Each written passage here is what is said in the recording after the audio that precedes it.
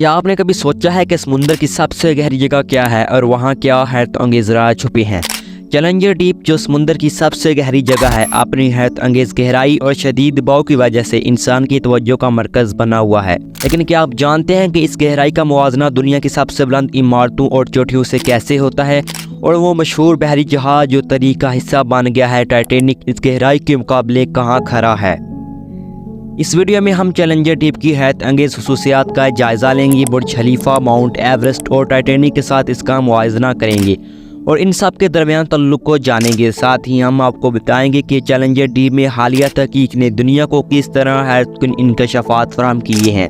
یہ ویڈیو آپ کے لیے بہت انفارمیشن فراہم کرے گی جو آپ نے کبھی نہیں دیکھی ہوگی، تو آخر تک ہمارے ساتھ رہیے اور جانیے کہ ہماری دنیا میں سب سے گہری جگہ کی حیرت انگیز دنیا کیا ہے۔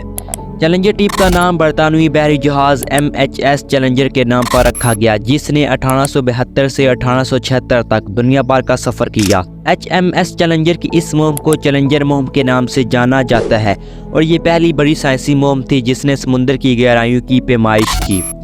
چیلنجر ڈیپ جو مریانہ خندق میں واقع ہے، اس کی گہرائی تقریباً 10,994 میٹر یعنی 36,070 فٹ ہے۔ اس گہرائی پر موجود دباؤ تقریباً 1,086 بارز یعنی 16,000 PSI کے برابر ہے، جو انسانی جسم کے لیے ناقابل برداشت ہے۔ اس کی گہرائی کا اندازہ ہم اس طرح لگا سکتے ہیں کہ اگر ہم برج خلیفہ جو دبئی میں واقع دنیا کی سب سے بلند عمارت ہے، جس کی اونچائی 828 میٹر یعنی 2,717 فٹ ہے، اگر ہم برج خلیفہ کو چیلنجر ڈیپ کی گہرائیوں کے مقابلے رکھیں تو چیلنجر ڈیپ کی گہرائی برج خلیفہ کی اونچائی سے تقریباً 13 گنا زیادہ ہے۔ برج خلیفہ کی بلندی پر ہم عام ماحول میں زندہ رہ سکتے ہیں، لیکن چیلنجر ڈیپ میں دباؤ کی شدت اتنی زیادہ ہوتی ہے کہ وہاں جانے کے لیے خصوصی ابدوز کی ضرورت ہوتی ہے۔ اور اگر وہیں پر ہم ماؤنٹ ایورسٹ کو دیکھیں جو دنیا میں سب سے بلند چوٹی ہے، جس کی بلندی 8,848 میٹر یعنی 29,029 فٹ ہے، چیلنجر ڈیپ کی گہرائی ماؤنٹ ایورسٹ کی بلندی سے تقریباً 2,000 میٹر زیادہ ہے۔ اگر ہم ماؤنٹ ایورسٹ کو چیلنجر ڈیپ کی گہرائی میں ڈالتے ہیں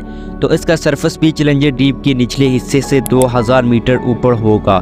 اور اگر وہیں پر ہم ٹائٹینک کو دیکھیں جو ایک مشہور مسافر بحری جہاز تھا، 15 اپریل 1912 کو شمالی بحر القیوس میں ڈوب گیا۔ ٹائٹینک کی ڈوبنے کی جگہ کی گہرائی تقریباً 3,800 میٹر ہے یعنی 12,500 فٹ ہے۔ اگر ہم ٹائٹینک کو چیلنجر ڈیپ کی گہرائیوں کے ساتھ موازنہ کریں تو ٹائٹینک کی گہرائی چیلنجر ڈیپ کی گہرائی سے تقریباً 7,200 میٹر کم ہے۔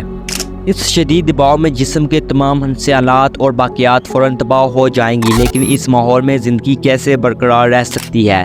سائنسدانوں نے مختلف مائکروبیل زندگی کی اقسام دریافت کی ہیں، جیسا کہ خاص قسم کے بیکٹیریا اور دیگر چھوٹے جاندار جو اس انتہائی دباؤ، تاریکی اور سردی میں زندہ رہ سکتی ہیں۔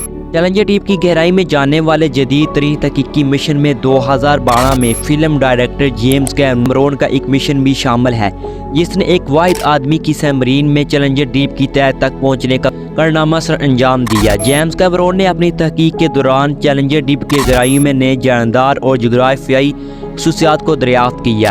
چیلنجر ڈیپ کا ماحول انتہائی سرد ہے، جہاں درجہ حرارت تقریباً 1 سے 4 ڈگری سینٹی گریڈ ہوتا ہے۔ یہاں روشنی بالکل نہیں پہنچتی اور تیز ترین دباؤ موجود ہوتا ہے، جس کی وجہ سے یہاں زندہ رہنے والے جاندار نے خود کو انتہائی غیر معمولی طریقوں میں ڈھال لیا ہے۔